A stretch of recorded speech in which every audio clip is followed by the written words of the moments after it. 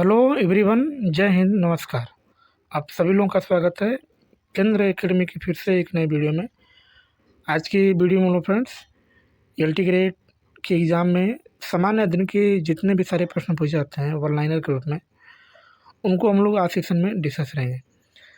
यदि चैनल पर पहली बार होंगे तो चैनल को सब्सक्राइब करें, बेल आइकन को दबाएँ और अपने दोस्तों को शेयर करें। फ्रेंड्स, ये वीडियो काफ़ी इंपॉर्टेंट है एलटी ग्रेड का एग्ज़ाम है, क्योंकि हाल ही में जो है एलटी ग्रेड के एग्ज़ाम की डेट भी आ गई, तो आपके पास बहुत कम समय बचा है, तो इसलिए आप यहाँ से इसको तैयारी कर सकते हैं। ठीक है, तो चलिए शुरू करते हैं। एक बार प्लीज़ सेशन को लाइक कर दीजिएगा और जब पूरा सेशन देख लीजिएगा तो कम से कम इसे एक ग्रुप में ज़रूर शेयर कर दीजिएगा। ठीक है, तो पिछले वीडियो में हमने जो है मैंने बताया था कि नेक्स्ट वीडियो में हम लोग किसके बारे में चर्चा करेंगे, तो उसका जो नाम है उसको हम लोग बोलते हैं प्राचीन भारत में स्थापत्य कला के बारे में डिस्कस करेंगे, है ना। तो यदि आपने पिछले वीडियो को नहीं देखा होगा तो उसकी प्लेलिस्ट बना दी गई है, आप उसको जाके देख सकते हैं। ठीक है, तो चलिए स्टार्ट करते हैं। इसके जो हमारा पहला वन लाइनर प्रश्न है, इसमें जो लिखा है वह स्थान जहाँ जहाँ पर शिल्प से विष्णु का वराह अवतार दर्शाया गया है, तो उसकी बात करेंगे। तो ये कहाँ दिखाया गया है, तो उदयगिरि गुफा जो कहाँ पड़ता है, तो विदिशा में पड़ता है। ठीक है, मेहरौली के लौह स्तंभ के लेख में उल्लिखित राजा का नाम बताइए, तो वहाँ पर राजा का नाम क्या है, इसको हम लोग चंद्र बोलते हैं। क्या बोलते हैं? चंद्र।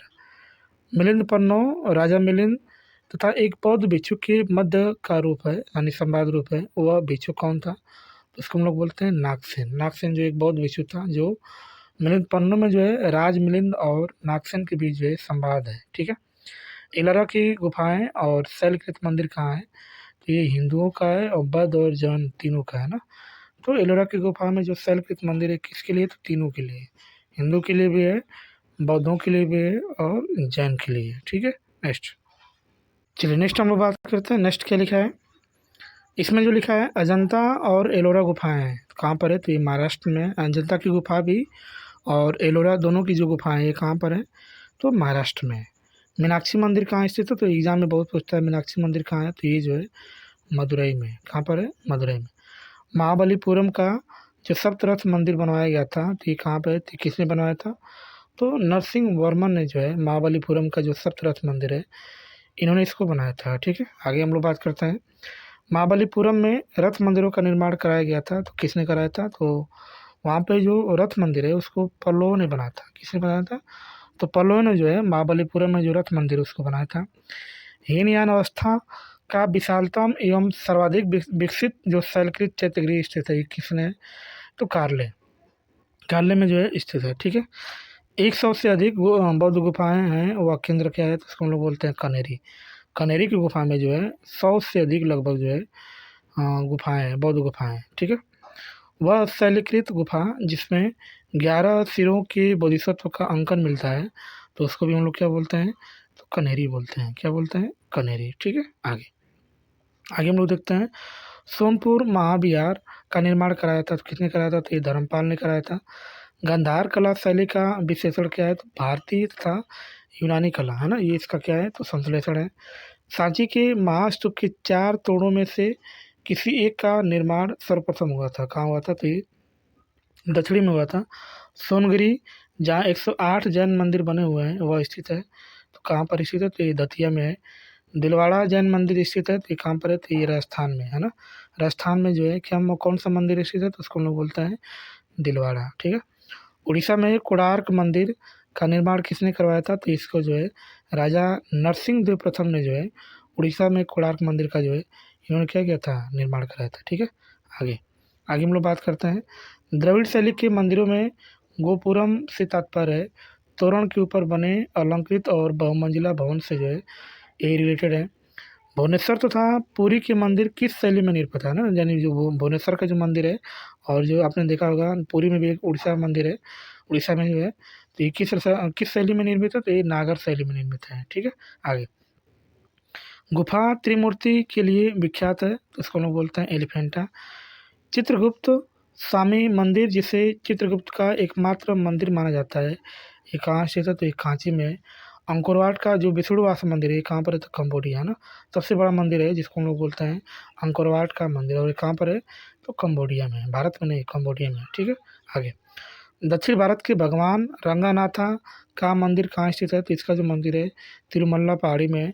एलिफेंटा के प्रसिद्ध शैल को काटकर बनाए गए मंदिरों को श्रेय दिया जाता है, तो इसको हम किसको देते हैं? तो पल्लव को देते हैं। चित्तौड़ का जो कीर्ति स्तंभ निर्मित हुआ था किसके शासनकाल में? तो ये राणा कुंभा के शासनकाल में। शैलकृत स्थापत्य का आश्चर्य माना जाता है, किसको माना जाता है? तो कैलाश मंदिर और एलोरा की गुफा को जो है शैलकृत स्थापत्य का जो है आश्चर्य माना जाता है। ठीक है, आगे आगे हम लोग बात करते हैं। इसमें देखिए लिखा है वह मंदिर जिसके परिसर में एक भारी भरकम नंदी की मूर्ति, जिसे भारत की विशालतम नदी मूर्ति माना जाता है, उसको हम लोग बोलते हैं बृहदेश्वर मंदिर बोलते हैं। चट्टानों को काटकर महाबलीपुरम का मंदिर बनाया गया है, उसको हम लोग बोलते हैं पल्लव द्वारा। वह स्थान जहाँ राष्ट्रकूटों द्वारा एलोरा पहाड़ियों के में निर्मित गुफा मंदिर स्थित है, उसको हम लोग बोलते हैं औरंगाबाद। औरंगाबाद में जो है राष्ट्रकूटों द्वारा बनाया गया एलोरा पहाड़ियों में निर्मित गुफा मंदिर है। ठीक है, किसके द्वारा बनाया गया है? तो राष्ट्रकूटों द्वारा। ठीक है, आगे आगे हम देखते हैं गोविंद महल जो हिंदू वास्तुकला का अप्रतिम उदाहरण है, कहाँ स्थित है? तो ये जो है दतिया में है। खजुराहो मंदिर का निर्माण करवाया गया था, तो कहाँ पर किया था? तो ये चंदेल है ना। खजुराहो जो मंदिर का निर्माण किसने कराया था? तो ये चंदेलों ने कराया था। कहाँ पर है? तो ये मध्य प्रदेश में है। ठीक है, कोणार्क मंदिर कहाँ संबंधित है, किससे? तो ये सूर्य का मंदिर है ना। सूर्य कोणार्क मंदिर किससे रिलेटेड है? तो सूर्य भगवान से है ना। उड़ीसा में है। फिर ये बलार्क है, कोणार्क है ना, ये सब ऐसे जो है सूर्य मंदिर है। ठीक है, 4 सूर्य मंदिर है। द्रविड़ शैली में बना हुआ शिखर क्या? तो ग्वालियर का जो तेली मंदिर है ये किस शैली में बनाया गया है? तो ये द्रविड़ शैली में जो है बनाया गया है। ठीक है, आगे आगे हम लोग बात करेंगे। इसमें अजंता की चित्रकारी दर्शाती है, तो जातक कथाओं को दर्शाती है। खजुराहो में मंदिर का निर्माण करवाया था, किसने करवाया था? तो चंदेलों ने। अभी ने बताया था कि खजुराहो का मंदिर का निर्माण किसने कराया था? तो चंदेलों ने कराया था। कहाँ पर है? तो ये मध्य प्रदेश में है। ठीक है, बौद्ध, हिंदी और जैन शैल गुफाओं का एक साथ विद्यमान कहा? तो एलोरा में है। एलोरा में जो मंदिर है वह तीनों धर्मों के लिए है, बौद्ध के लिए भी है, जैन के लिए भी है और हिंदू धर्म के लिए। ठीक है, आगे आगे हम लोग बात करते हैं। इसमें फ्रेंड्स मिलान करने के लिए दिया गया था कि कौन सा सूची एक को सूची 2 से क्या करना है? मिलान करना है। ठीक है, तो स्तूप जो है ये सांची से रिलेटेड है। चित्रकारी क्या होता है? तो ये बाघ होता है। कनिष्क का सिरविहीन मूर्ति मथुरा में है। और दशावतार मंदिर कहाँ है? तो ये जो है देवगढ़ में। कहाँ पर है? तो देवगढ़ में। ठीक है, आगे नेक्स्ट फ्रेंड्स, अब हमारा जो टॉपिक होने वाला है, नेक्स्ट जो टॉपिक है उसको लोग बोलते हैं प्राचीन साहित्य एवं साहित्यकार, जो हमारा नेक्स्ट टॉपिक होने वाला है, और इसमें बने प्रश्नों को भी देखा जाएगा। ठीक है, चलिए पहले प्रश्न की बात करते हैं। तो इसमें लिखा है मृच्छकटिकम पुस्तक लिखी गई थी, किसने लिखा था? इसको जो है शूद्रक ने लिखा है। शूद्रक जो है मृच्छकटिकम को जो है लिखा है। ठीक है, आगे मनुस्मृति के टीकाकार कौन था? तो इसको जो टीकाकार थे कुल्लुक भट्ट से। कुमार संभव महाकाव्य रचना किसने किया था? तो ये कालिदास ने ना। कालिदास ने अनेकों रचनाएं की है, जिसमें से कुमार संभव है, इसको उसने रचाया है। ठीक है, आगे आगे हम लोग बात करते हैं। तो मिलिंद पन्नो राजा मिलिंद तथा एक बौद्ध भिक्षु के मध्य संवाद रूप में है, वह भिक्षु कौन था? तो उसको हम लोग बोलते हैं नागसेन बोलते हैं। क्या बोलते हैं? तो उसको नागसेन बोलते हैं।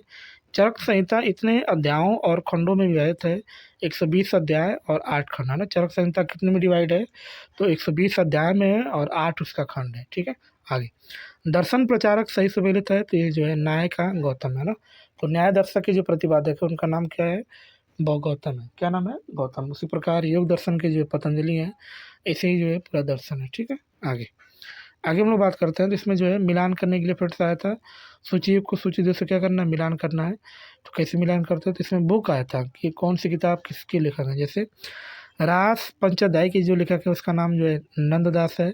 चेतन भागवत के जो लेखक है उसका नाम जो है वृंदावन नाम है, वृंदावन दास नाम है। ठीक है, चेतन मंगल के जो लेखक है उसका नाम जो है जयनंदा है।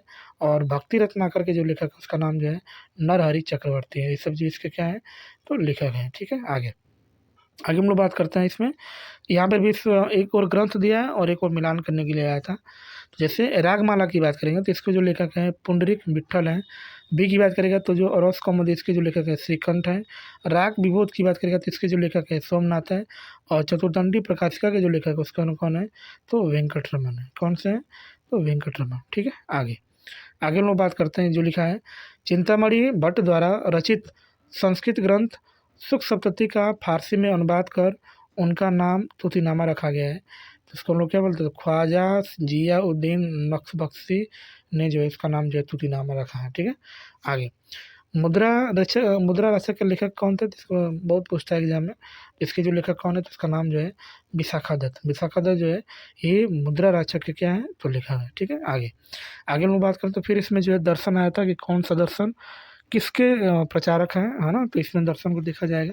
अभी हमने इसके बारे में ऊपर देखा था, तो न्याय दर्शन के जो लेख प्रचारक है उनका नाम क्या है, गौतम है। ठीक है, चलिए मिलान भी कर लेते हैं। न्याय दर्शन के जो प्रचारक है उनका नाम जो है गौतम है। उत्तर मीमांसा के प्रचारक कौन है, वादरायण है। पूर्व मीमांसा के जो प्रचारक है जैमिनी है। और वैशेषिक का मतलब क्या होता है, कड़ाद। यानी यहाँ पर देखिए क है तो इसको क्या बोलेंगे, कड़ाद। ठीक है ना, पूर्व मीमांसा जैमिनी, उत्तर मीमांसा वादरायण और न्याय जो है गौतम। ठीक है, आगे हम लोग बात करते हैं इसमें चरक संहिता। लिखा है कि चरक संहिता अध्यायों और खंडों में विभाजित है। हाँ, अभी हमने बताया था कि 120 अध्याय और 8 खंडों में डिवाइड है चरक संहिता। ठीक है, बौद्ध साहित्य में थेरिगाथा निकाय से संबंधित कौन है, तो खुद्दक निकाय। खुद्दक निकाय जो इससे क्या है, तो रिलेटेड है। अभी मुद्रा रचक लेखक के बारे में बताया तो इसके लेखक कौन है, विशाखा दत्त है ना, विशाखा दत्त। जितना चीज़ों को रिवीजन करेंगे उतना ही चीज़ें आएंगी। ठीक है, आगे 10 कुमार रचितम के रचनाकार कौन थे, तो इसकी जो रचना है दंडिन है। The roots of ancient India के लेखक थे, तो उसको लोग बोलते हैं W.A. फेयर सर्विस बोलते हैं। कल्लड़ की राजतरंगिणी को आगे किसने बढ़ाया है, तो जोनराज और श्रीवर ने जो है, जो कल्लड़ यानी राजतरंगिणी के जो लेखक हैं कल्लड़, उसको आगे बढ़ाने का काम जो है जोनराज और श्रीवर ने किया है। प्राचीन काल के महान विधि निर्माता कौन थे, तो उनका नाम जो है मनु। मनु जो है प्राचीन काल में महान विधि निर्माता थे। ठीक है, आगे हम लोग बात करते हैं। महाभारत मूलतः जाने जाते थे तो जय संहिता के रूप में जाने जाते थे। महान जैन विद्वान हेमचंद्र किसकी सभा को अलंकित करते थे, तो कुमारपाल है ना, जो हेमचंद्र थे ये जो है कुमारपाल की जो है सभा को जो अलंकृत करते थे। ठीक है, आगे भोजशाला मंदिर की अधिराष्ट्रीय देवी है, तो ये भगवती सरस्वती की जी है। किसकी है, तो भगवती सरस्वती की है। मध्यकालीन भारत की यशस्वी विधिवेत्ता कौन है, तो उसको हम लोग बोलते हैं विज्ञानेश्वर। विज्ञानेश्वर कौन है, तो ये मध्यकालीन भारत के यशस्वी अधिवक्ता है। ठीक है, मध्यकालीन विद्वानों लेखक जो जैन धर्म के अनुयायी थे उसको हम लोग हेमचंद्र सूरी बोलते हैं। गीत गोविंद के रचयिता कौन है, तो इसके जो रचयिता है इसको हम लोग बोलते हैं जयदेव। जयदेव जो है हिम गीत गोविंद के क्या है, तो रचयिता है। ठीक है, काल्पनिक वैज्ञानिक उपकरणों पर पुस्तक लिखी है, किसने लिखा है, तो ये भोज ने लिखा है। किसने लिखा है, तो ये भोज ने जो है इसको लिखा है। ठीक है, आगे हम लोग बात करते हैं। तो भारतीय गणितज्ञ जिसने दशमलव स्थानिक नमक की खोज की उसको लोग बोलते हैं आर्यभट्ट। आर्यभट्ट ने सबसे पहले इसकी खोज किया था बिहार के। गौड़वाओं की रचयिता कौन है, तो उसके रचयिता जो है वाकपति हैं। विदेशियों को भारतीय समाज में मनु द्वारा दिया गया सामाजिक स्तर था, तो वात्र क्षत्रियों का।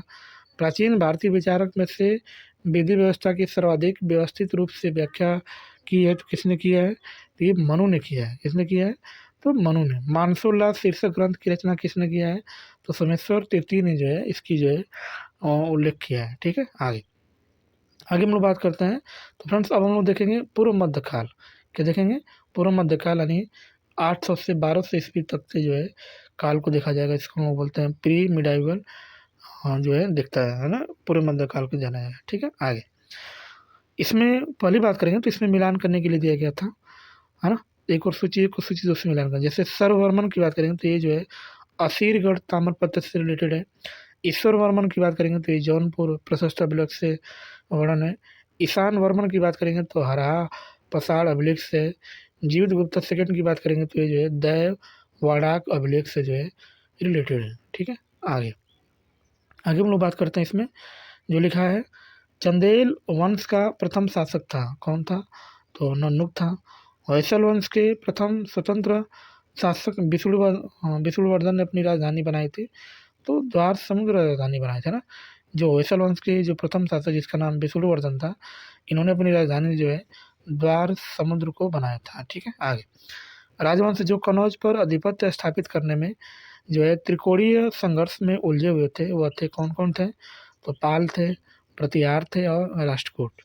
विक्रम विश्वविद्यालय के संस्थापक कौन थे, तो इसका जो संस्थापक थे धर्मपाल जो है विक्रमशिला विश्वविद्यालय के जो है संस्थापक थे। ठीक है। आगे आगे लोग बात करते हैं, गोविंद चंद्र गढ़वाल की एक रानी कुमार देवी ने धर्मचक्र जिन विहार बनवाया था उसको हम लोग बोलते हैं सारनाथ। सारनाथ जो है इन्होंने बनवाया था, ठीक है। आगे आगे हम लोग बात करते हैं, हिरण्यगर्भ धार्मिक कार्य कराया था, किसने कराया था? तो दंती दुर्ग ने।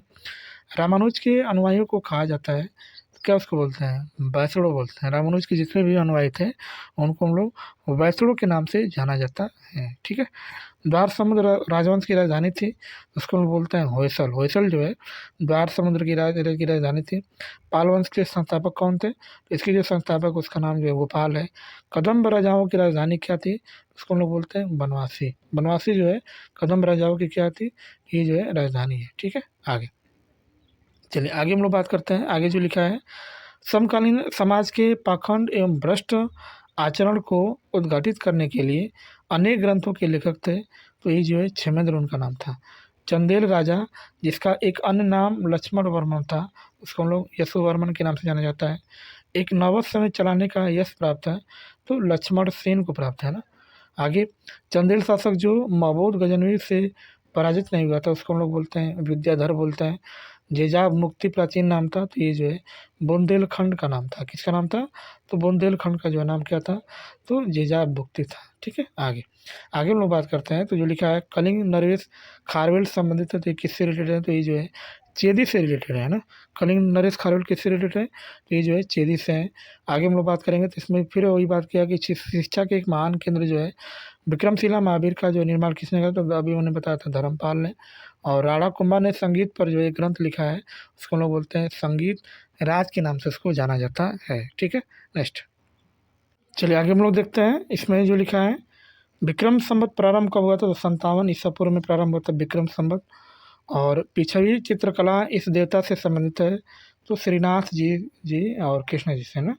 वह पूरा स्थल जहाँ से सुपारी के 2 कार्बनिक बीज पाए गए हैं उसको हम लोग बोलते हैं वर्टिकल बोलते हैं, है ना। चलिए फ्रेंड्स, इसमें जो है मिलान करने के लिए दिया गया था कि कौन सा किससे रिलेटेड है ना। देखिए एक और शासक दिया है, एक और राजवंश दिया है। जैसे गोविंद थर्ड की बात करेंगे तो ये जो है राष्ट्रकूट वंश से रिलेटेड है। वत्सराज की बात करेगा तो ये जो है गुर्जर पतिहार वंश से रिलेटेड है। देवपाल की बात करेगा तो ये जो है पाल वंश से है। और नरसिंह मोहम्मद परमल की बात करेंगे तो ये जो है पल्लव वंश से जो है रिलेटेड है, ठीक है। आगे आगे हम लोग बात करते हैं, तो जो इसमें लिखा है, हाँ, महाराष्ट्र में कि औरंगाबाद में क्या स्थित है? तो अभी मैंने बताया था अजंता की गुफा, और इसमें जो मंदिर है तीनों के लिए, तीनों धर्मों के लिए प्रसिद्ध है, ठीक है। आगे आगे हम लोग देखते हैं, तो इसमें फिर जो मिलान करने के लिए आता है एक और जो है, एक और जो दिया है पर्यटक आकर्षण दिया है, और एक और जो है स्थान दिया है, ठीक है। चलिए एक और लिखा है कबीर की समाधि किससे रिलेटेड है? मगहर में है। सलीम चिश्ती का दरगाह कहाँ है? तो फतेहपुर सीकरी में है। गोविंद देव मंदिर कहाँ है? तो ये जो है वृंदावन में है। और बौद्ध स्तूप की बात करेगा तो ये कहाँ है? तो कुशीनगर में है ना। तो सलीम चिश्ती का दरगाह कहाँ है? तो फतेहपुर सीकरी में है। कबीर की समाधि कहाँ है? तो ये मगहर में, ठीक है। आगे राजवंश दिया है, और एक और जो है राजकीय प्रतीक दिया है। परमार की बात करेंगे तो परमार का जो राजकीय प्रतीक है उसका नाम सूर्यदेव है। मलय केतु की बात करेंगे तो इसका जो राजकीय प्रतीक वराह है। चंदेल की बात करेगा तो इसका राजकीय प्रतीक क्या है? तो राजलक्ष्मी है। और गुर्जर पतिहार की बात करेगा तो इसका जो है क्या है? तो भगवती है, ठीक है फ्रेंड्स। तो फ्रेंड्स वीडियो को ये समाप्त करते हैं। वीडियो आपको कैसी लगी एक बार कमेंट करके ज़रूर बताएं, और कमेंट करके ये भी बताएं कि आप वीडियो कहाँ से देख रहे हैं, ठीक है। एलजी ग्रेड में ये सामान्य अध्ययन के बहुत ही महत्वपूर्ण प्रश्नों को कराया जा रहा है, और ये तब तक होगा जब तक एग्ज़ाम नहीं होता है, ठीक है। तो मिलते हैं नेक्स्ट क्लास में ऐसे ही शानदार प्रश्नों के साथ। तब तक के लिए बाय और जय हिंद फ्रेंड्स।